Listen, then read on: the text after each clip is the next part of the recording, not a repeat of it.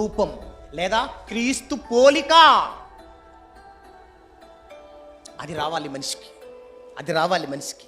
క్రీస్తు పోలికలోకి నువ్వు వెళ్ళిపోవాలి. యేసుక్రీస్తున్నాడు కదా, తండ్రి పోలిక ఉంది ఆయనకి. ఎవరికి తండ్రి పోలిక ఉంది? యేసుక్రీస్తుకి. మీరు తండ్రిని చూడాలనుకుంటున్నారా? భవిష్యత్తు చెప్తున్నాను చూడండి మీకు, రేపు పరలోకం వెళ్ళిపోతారు కదా, వెళ్ళక ముందే చెప్తున్నాను చూడండి మీకు.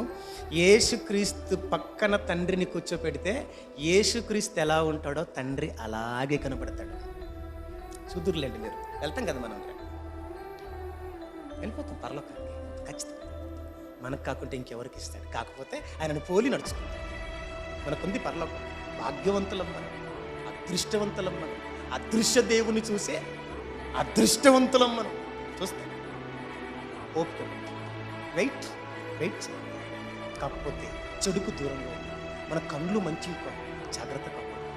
మన శరీరం మంచిది కాదు, జాగ్రత్తగా మీ గ్రిప్పులో పెట్టుకోండి శరీరాన్ని. మన హృదయం మంచిది కాదు, దానికి కళ్ళెం వేయండి. మన నోరు మంచిది కాదు, దీనికి సిక్కం పెట్టండి. చాలా జాగ్రత్తగా ఉంది. నవీన స్వభావం అన్నా, నవీన సృష్టి అన్నా, క్రొత్త సృష్టి అన్నా, నూతన సృష్టి అన్నా, ఇది ఏదో కాదు, క్రీస్తు పోలిక. క్రీస్తు పోలిక, తండ్రి పోలిక క్రీస్తులో ఉంది, క్రీస్తు పోలిక మనలోకి రా. అప్పుడు వాళ్ళ దగ్గరికి మనం వెళ్ళిపోతాం.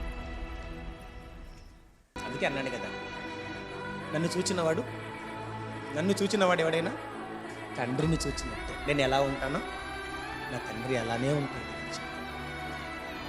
Just example.